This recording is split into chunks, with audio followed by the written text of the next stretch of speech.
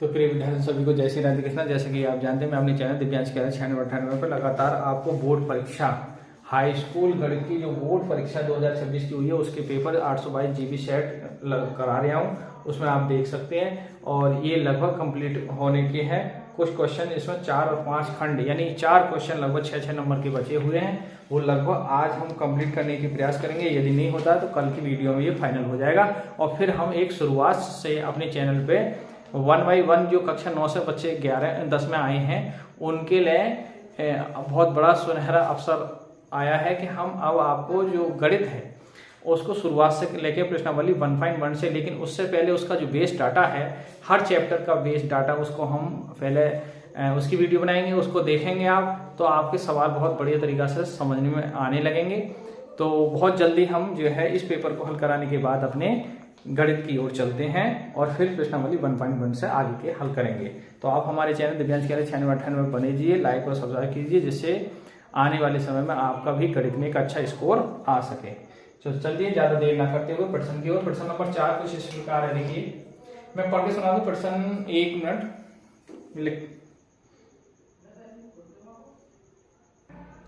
आइए विद्यार्थी क्वेश्चन देखिए, क्वेश्चन 4 है, 6 नंबर का है। एक बहुमंजिले भवन के शिखर से 10 मीटर ऊंचे भवन, देखिए 2 भवन है, ध्यान समझना, एक जैसे 2 मंजिल मान लो 3 मंजिल है और एक सिंगल मंजिल है।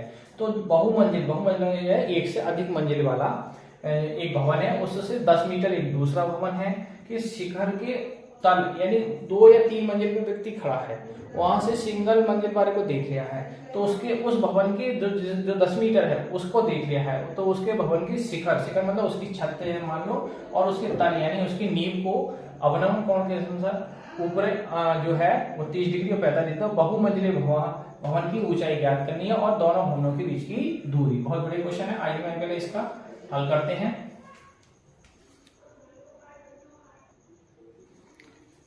देखिए इसका मैं चित्र बनाकर दिखाता हूं। पहले ये मान लो बहुमंजिल भवन है और ये आपका 10 मीटर ऊंचा दूसरा भवन है।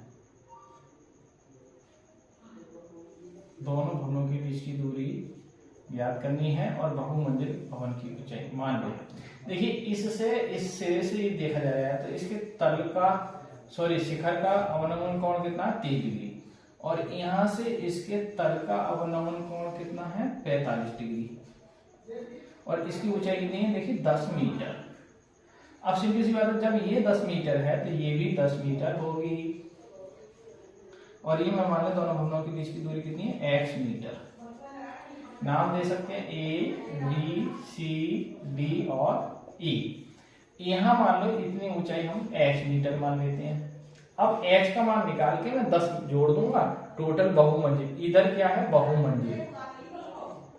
बहुमंजिल और ये है सिंगल भवन। तो देखिए अब चलते हैं हम समकोण त्रिभुज, ध्यान से समझना जरा। समकोण त्रिभुज पहले इसमें ले लो, समकोण त्रिभुज ADE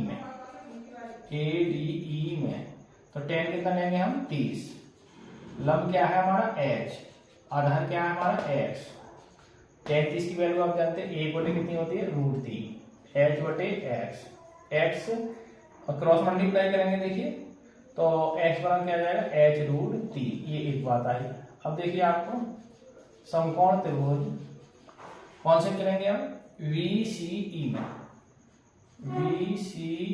में tan कितना लेंगे देखिए 45, लंब क्या हो जाएगा टोटल h + 10, भाई h ऊपर और 10 नीचे टोटल, और आधार कितना x, tan 45 का मान जानते हैं 1 होता है तो h + 10 बटे कितना आएगा x + 10। अब यहाँ से x की जगह हम क्या रख देंगे देखिए h√3 और ये h इधर गया माइनस का बराबर 10, यहाँ से h कॉमन करेंगे तो क्या आएगा √3 - 1 बराबर 10 के। अब ये इसके बटे में जाएगा तो h की वैल्यू कितनी आएगी 10 बटे √3 - 1। इसके विपरीत चिन्ह से हर का परमेकरण करेंगे तो देखिए 10 √3 + 1 √3 - 1 और √3 + 1, मैंने हर का परमेकरण कर दिया है।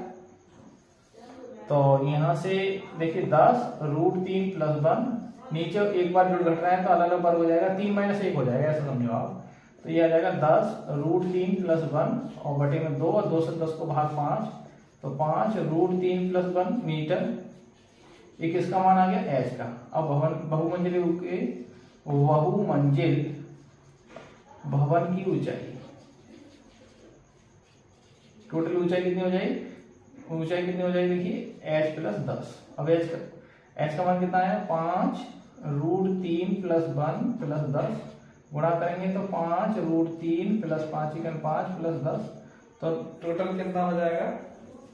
आप यहाँ तक नोट करें, फिर मैं थोड़ा आगे बढ़े इसे। और हाँ, h का जो मान यहाँ आएगा, h का जैसे ये मान आया h का, ये h का मान है, ये h का मान यहाँ रखेंगे, तब किसका मान आएगा? दोनों भवनों के बीच की दूरी। तो आप ये नोट करें, देखें, पहले इस क्वेश्चन को हल कर लें, स्क्रीनशॉट ले लें, फिर मैं आगे बढ़ता हूं।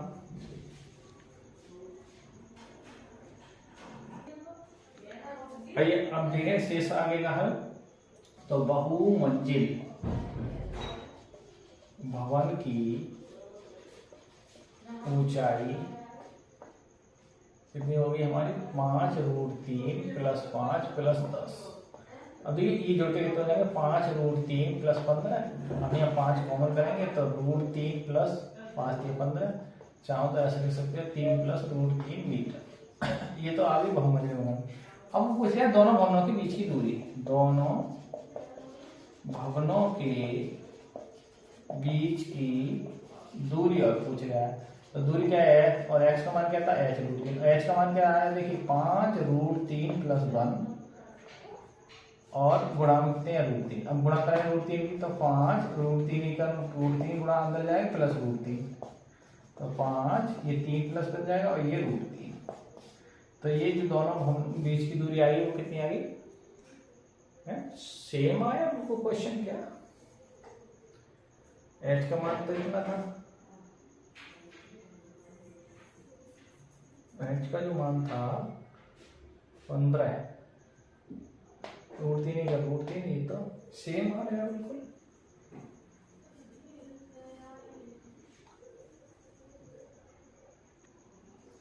आइए अब बढ़ते हैं क्वेश्चन नंबर आपके 5 के अथवा की ओर। क्वेश्चन नंबर जो 4 का जो अथवा है उसकी ओर बढ़ते हैं हम। तो क्या है वो बताऊं अभी। आइए विद्यार्थी क्वेश्चन चलते हैं 4 के अथवा की ओर। क्वेश्चन क्या है? जब सूर्य का उन्नयन कोण 5 डिग्री से थीटा हो जाता है तो क्षैतिज तल में खड़े एक स्तंभ की छाया a मीटर अधिक हो जाती है, तो स्तंभ की ऊंचाई ज्ञात कीजिए। बहुत बड़े क्वेश्चन है, आइए इसका हम देखते हैं। देखिए एक कोई स्तंभ है, उसकी ऊंचाई क्या मान लेते हैं हम? h। अब उसका जो कोण है वो उस समय कोण कितना? 5 डिग्री है। अब 5 से थीटा हो जाता है और जो है छाया जो है 1 मीटर अधिक हो जाती है। देखिए छाया इधर बढ़ गई और कोण उसका क्या हो गया? थीटा। लंबाई इसकी 1 मीटर बढ़ गई। मान लो यहां से यहां तक की दूरी में b मान ले रहा हूं, ये h मान ले रहा हूं, तो ये नाम दे दो a b c d, या आप h दे दो। चलो देखिए, तो आप लगाओ आप समकोण त्रिभुज BCD में tan कितना लगाएंगे? 5 और लंब क्या हो जाएगा? h/x। तो यहां से क्या आएगा? देखिए क्रॉस मल्टीप्लाई करें तो h बराबर आ जाएगा x tan 5। ये बात एक है। अब देखिए समकोण त्रिभुज हम लेंगे ACD में tan कितना लेंगे? थीटा। लंब क्या हो जाएगा? h। आधार क्या हो जाएगा? a+x। अब देखिए यहां से क्या करें आप? ये इसको मल्टीप्लाई करें पहले, तो h बराबर आएगा a+x = tan थीटा। अब देखिए ये भी h का मान है, समीकरण 1/2 से। वैसे तो हमें तो h चाहिए, तो यहां से अगर हम x का मान निकाल लें तो बेस्ट रहेंगे। देखिए यहां से अगर हम x का मान निकालें तो x बराबर क्या हो जाएगा? h/tan 5 हो जाएगा। यानी मैं ऐसे भी लिख सकता हूं इसे x बराबर h बटे tan फाई। अब देखें आप x की जगह ये रखें तो a प्लस, ध्यान दो x की जगह रखेंगे h बटे tan फाई, और देखिए tan थीटा क्या है, मल्टीप्लाई में। अब इसका एलसीएम डाल दो आप, तो h बराबर a tan फाई और प्लस h tan थीटा और बटे में क्या आएगा tan फाई। गुणा कर रहे हैं आप, इसकी गुणा करेंगे h बराबर a tan phi plus, sorry इधर देखें, गुणा करेंगे आप इसकी, तो ये आएगा h बराबर a tan फाई, और ये यहां से आ जाएगा tan थीटा, फिर अंदर गुणा होगी h tan थीटा और बटे में क्या है आपका tan फाई, या बटे वाला भी इसके गुणा में कर लो h के, बटे वाला गुणा में ले लो, बटे वाला ये जो है इसके गुणा में ले लो h tan फाई। अब सही, अब देखिए यहां से आगे ये h वाले पर एक तरफ कर लो आप, ये वाले, तो यहां से आएगा h वाले एक तरफ करेंगे आप, तो h tan phi minus h tan theta, और बराबर क्या बचेगा आपका a tan थीटा और tan फाई। तो यहां से h कॉमन करेंगे आपका, तो tan phi minus tan theta बराबर a tan phi tan theta. तो यहां से h की जो वैल्यू आएगी वो a tan theta tan phi बटे में आ जाएगा आपका tan phi minus tan theta. ये आपको सिद्ध करना था। बढ़िया सवाल है, देख सकते हैं आप, इसका हल कर सकते हैं। 6 नंबर का सवाल है। फिर आगे बढ़े। आइए विद्यार्थियों, बहुत बड़े क्वेश्चन है। क्वेश्चन क्या है, भुजा 7 सेमी वाले एक घनाकार ब्लॉक के ऊपर एक बड़े से बड़ा अर्धगोला रखा हुआ है। इस प्रकार बने ठोस का पृष्ठीय क्षेत्रफल ज्ञात कीजिए। आइए इस क्वेश्चन का हल करते हैं। देखिए इसके पहले फिगर,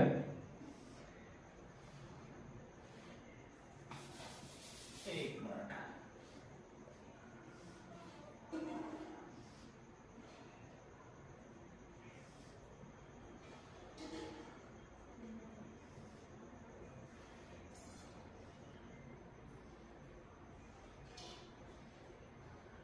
इस पर क्या रखा है, देखिए एक अर्धगोला ऐसे ये रखा है।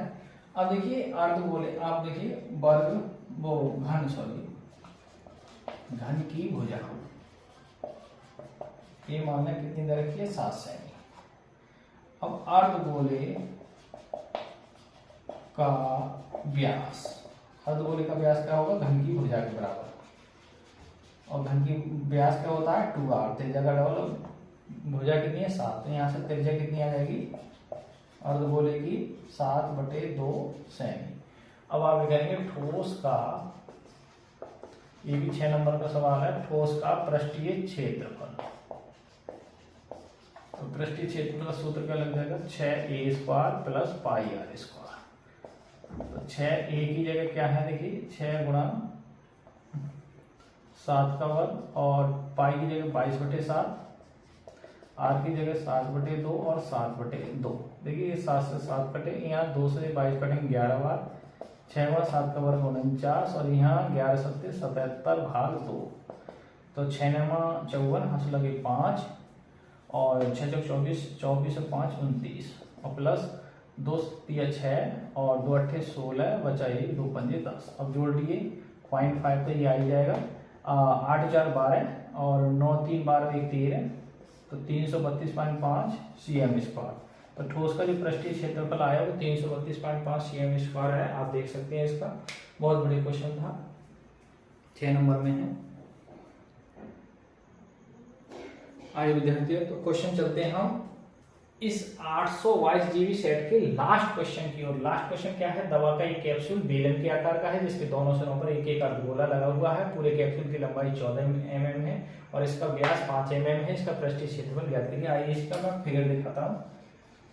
देखिए इस तरीका से ये बेलन है,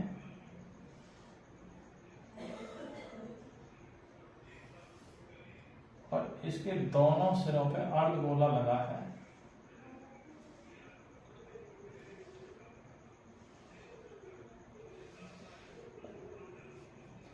टोटल जो लंबाई है इसकी वो है 14 mm। 14 mm का मतलब मिलीमीटर, यहाँ से यहाँ तक की। देखिए अब 2.5 mm इधर है और 2.5 इधर है, तो टोटल जो बेलन भाग की लंबाई हो जाएगी 14 से 5 घट के आपके 9 mm। अब आप लिखेंगे, देखिए बेलनाकार भाग की लंबाई भाई 14 टोटल है, और आपकी 2.5 इधर कट जाएगी, 2.5 इधर कट जाएगी, कहने का मतलब 14 में से 5 घट जाएंगे तो 9 mm। अब आप लिखेंगे अर्धगोले का व्यास कितना, देखिए अर्धगोले का व्यास जो दे रखा है वो 5 mm है, 5 मिलीमीटर, तो व्यास क्या होता है 2r। अब यहाँ से हमें त्रिज्या चाहिए, तो त्रिज्या व्यास की हमेशा आधी हुई है, 5/2 mm। ऐसे बेलन की भी त्रिज्या यही हो जाएगी कि दोनों आधार एक ही है, 5/2 mm। अब आप लिखेंगे पूरे पृष्ठीय क्षेत्रफल, तो ठोस इसका पृष्ठीय क्षेत्रफल आप लिखेंगे ठोस का पृष्ठीय क्षेत्रफल। तो पृष्ठीय क्षेत्रफल में देखिए बेलन का आ जाएगा 2πr/h और गोले का आ जाएगा 4πr²। क्यों 4π क्या है, आधा गोला इधर है, आधा गोला इधर है, जुड़ के एक गोला बन जाएगा। तो पृष्ठीय क्षेत्रफल एरिया पूछ रहा है, तो देखिए 2π की जगह आप क्या कहें, मान तो कट नहीं दिया कुछ, तो पाई की जगह फिलहाल पाई छोड़ा है, 2π, r की जगह आप क्या रखेंगे 5/2, h की जगह 9, और 4π r की जगह 5/2 का वर्ग, 2 से ये 2 कट जाएंगे देखिए, और 9 पंजे 45π प्लस 4π, और देखिए 5 का वर्ग 25 और बटे 4, 4 से 4 कटे तो 45π और प्लस कितने हो जाएंगे 25π। अब देखिए जोड़ लिए ये, तो 5 इसमें 70π हो जाएगा। अब 70π की जगह आप रख सकते हैं 22/7, 7 से ही करेंगे 10, तो फाइनल जवाब आएगा 220 mm²। यानी इस ठोस का जो पृष्ठीय क्षेत्रफल आएगा वो 220 mm² है। तो प्रिय विद्यार्थियों, आज ये जो सेट नंबर 822 GB हम चला रहे थे ये भी लगभग कंप्लीट हो चुका है हम। तो अब हम जो है वो गणित की ओर लौटेंगे।